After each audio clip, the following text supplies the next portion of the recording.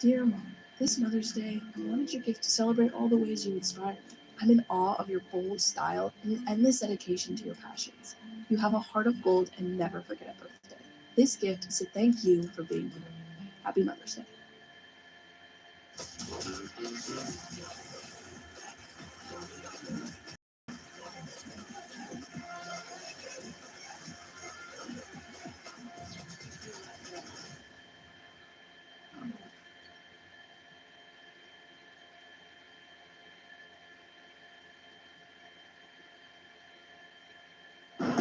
Welcome to Camping with Steve. We're in the bus today, and we're going to take it as far north as we can get, which today will be the 60th parallel, or the border between Alberta and the Northwest Territories. The reason we can't go any further is because the border is closed for travel restrictions. So it's the longest day of the year, and we're going as far north as we can get, so we should be experiencing 16 or 18 hours of sunlight. It's probably going to be twilight all night long. We won't get any true darkness, but that's perfect to test out our solar panels. So let's go camping.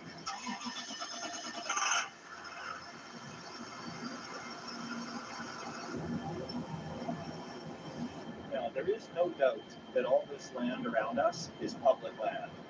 In Canada, that's Crown land, which means good for camping. However, there aren't a lot of road accesses in the northern part of the province here. Down south, we could go for days on back roads, little logging roads, resource roads. But out here, the accesses I see seem to be for a very small 4x8 or something, and many of them are blocked off. So it will be interesting to try and find a spot to camp for free on Crown land, but that is the goal. And failing that, we'll have to find a campground somewhere. But I'm still optimistic. We have many more hours of daylight left to find a spot.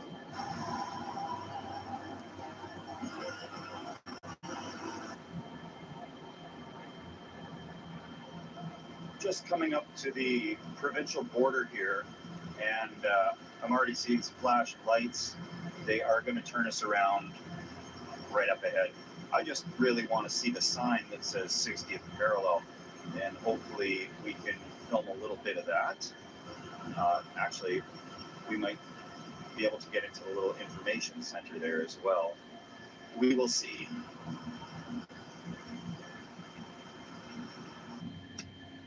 So that's completely closed for the season, and we're not going to be able to make it anywhere near here. I can already see some people are trying to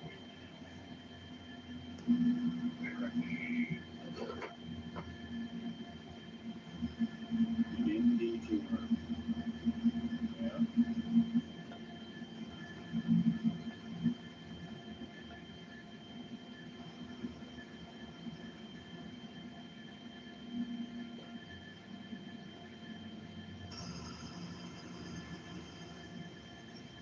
No, there's the sign.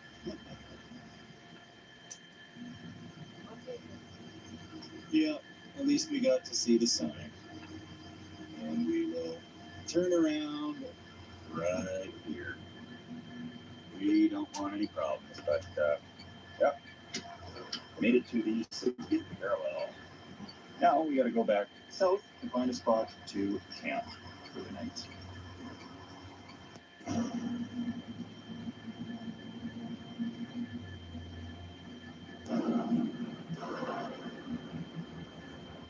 Well, as you can see, there are bears by the barrel full around here. So we'll have to be pretty careful. But we do have our bear spray and all that good stuff. And we're in a pretty solid structured bus. So we've pulled into this small place called Indian Cabins. There's not really anything here other than a store.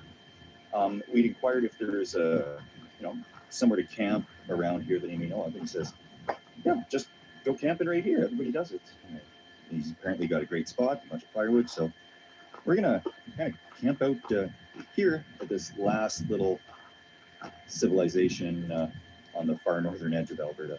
So this will be pretty cool, I think.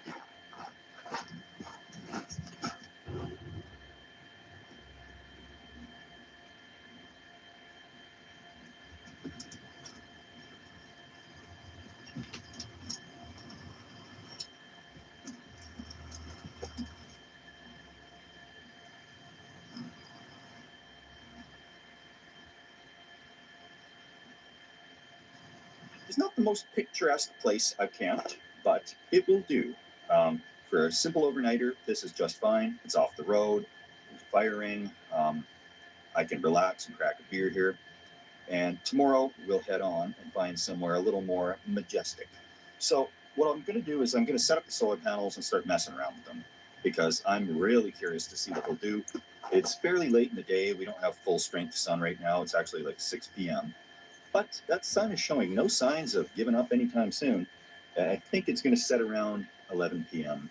And at that point, we will get a time lapse on to see what happens overnight with the sun. So with no further ado, let's get the solar panels set up. And I'm thirsty, so I got to do something about that. Okay, I got these just hanging off the side for now with these little magnets I love so much. That does the job. What we got here is 130 watt panels. They are EcoWorthy brand that I got from Amazon. And they are wired up in series. So that will be putting out upwards of 80 volts. Could be putting out almost close to 100 volts. And that is what the charge controller can handle. So this time of day, it is, what time is it? Right now it is 7:43 p.m. So definitely not the peak of the sun. And it is putting out, when it gets to it, as soon as it gets to this, 330 watts of power.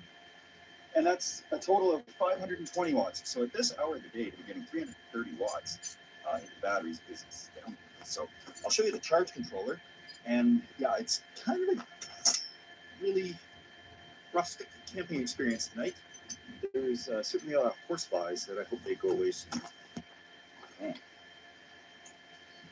So this is pretty remarkable charging performance. We're at 307 watts in. I hope you can see that. It was at 330 earlier on, but the sun is dipping behind a little cloud there, and it is coming up to 8 o'clock p.m. So it's not full strength sun overhead.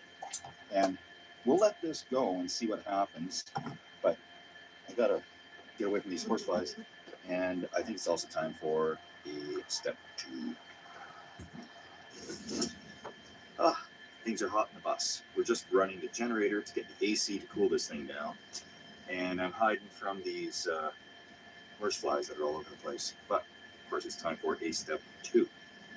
So I have somebody to thank for this one in particular. The bus is not stealthy apparently, because on this trip I went outside and found a note. And it looks like Mike had left some beer and a note on the back of the bus. So thank you very much, Mike. And it's good stuff too. It's Alexander Case. So, of course, yeah, if you do happen to see the bus, that's always welcome. Certainly not expected. So, yes. And, odds are you can probably knock on the door if you see the bus around, and I'll have a beer for you. So, cheers.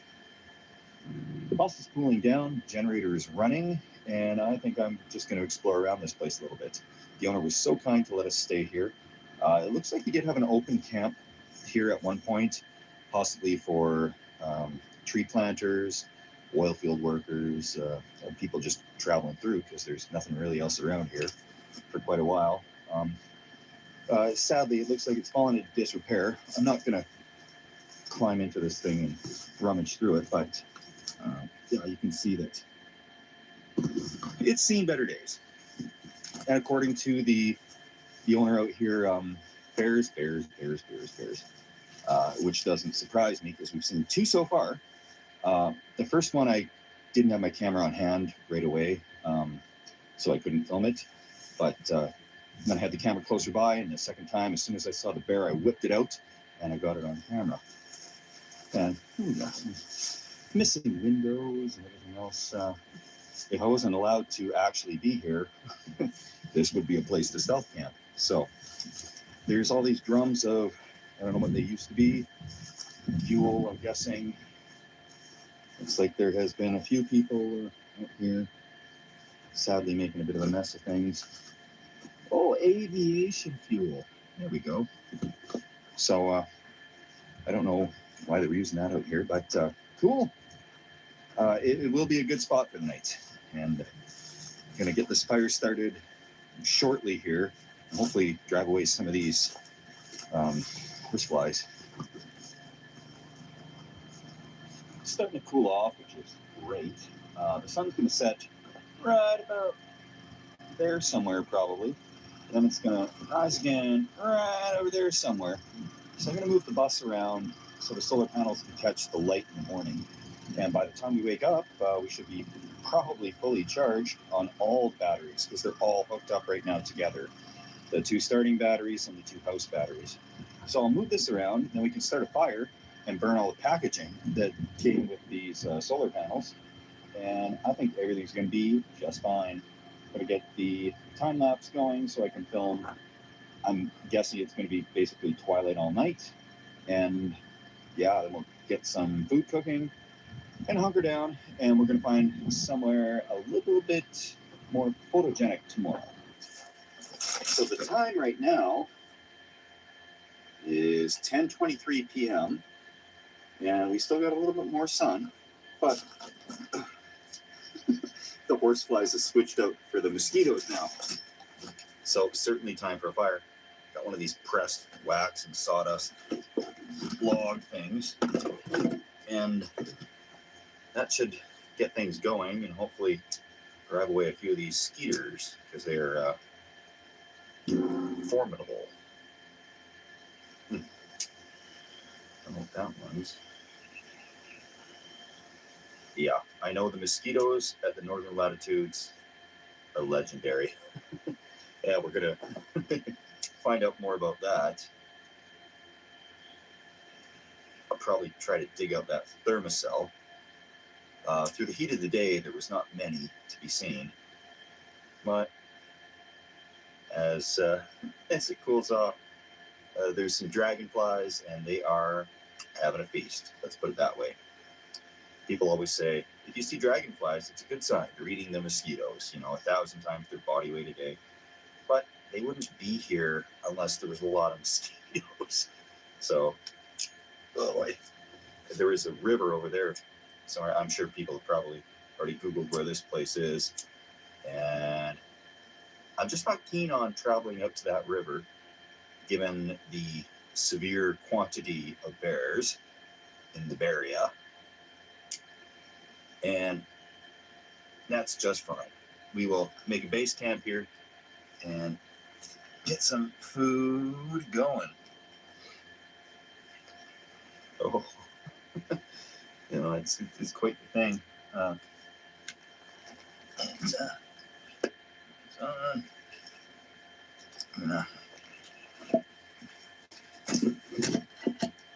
There's also a bunch of wood sprinkled over there that looks like we could burn. heads up to the fellow that operates this place, the Indian Cabins store here. He actually had an article on CBC. He's keeping this place open. He's losing money because the road is basically closed right there. And we are going to definitely try to get him some business to stay going, because he's like you and I. He doesn't like to be within civilization. He loves it out here, and normally the road is a little well traveled. He's trying to get new gas pumps out here, and we just met the guy this week, or just today actually. We called ahead to be sure that we were curious if they had diesel here, and they don't. So our gas tank's at half right now, and we've gone more than half the trip. So hopefully we're not going to be hitchhiking down the side of the road.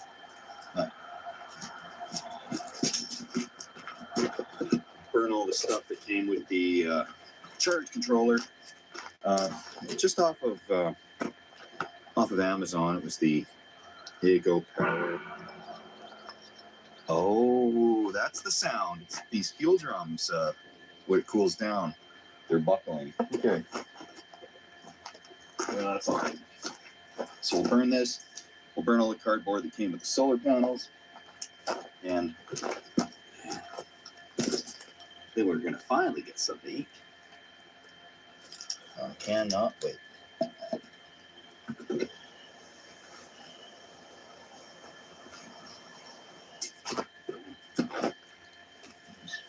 Little blogs here. These will do just fine.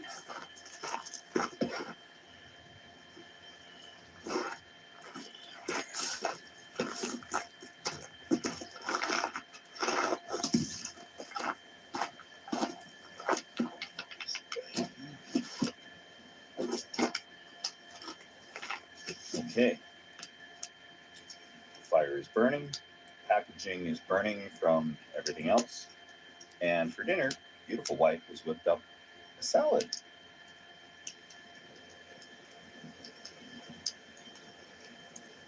I'm going to see what's in the fridge and try to make this work.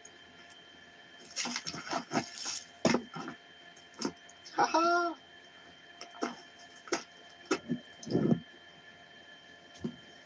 There it is. Oh, that'll do it. Yeah, it is 12:37. You can see that there. And I'm gonna have some salad, get the hay.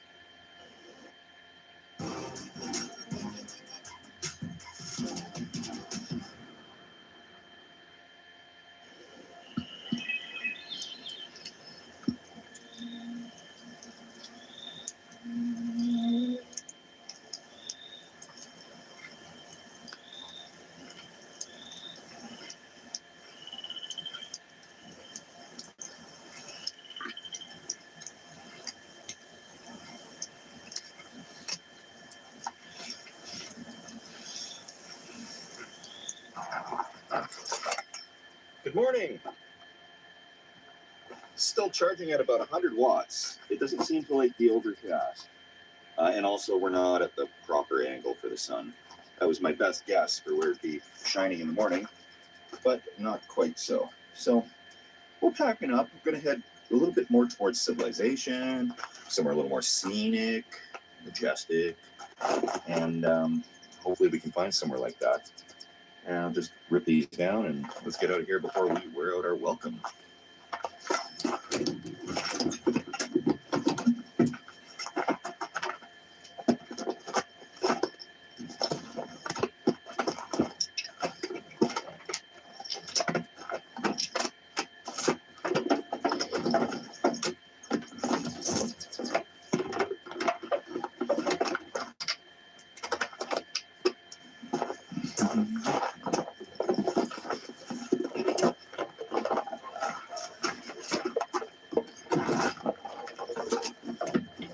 Did have a small issue with the charge controller, and I really hope it's just a glitch, but Woke up and should have really been charging. And I looked over, the battery was at like 12.3 volts. That's not charging voltage. And I come outside, it was getting good voltage to the panels, but not charging the battery. So it may be in the settings somewhere, I'm not sure. But yeah, it was not charging the battery, although it had plenty of sunlight and plenty of power. And what I did was I unplugged the solar panels and plugged them back in, and then it started charging. So I really hate having to reset electronics for them to work properly, and that completely defeats the purpose of a charge controller. It's supposed to just do its thing and you don't worry about it. But we're going to monitor the situation closely because it's not what we need in this type of a situation.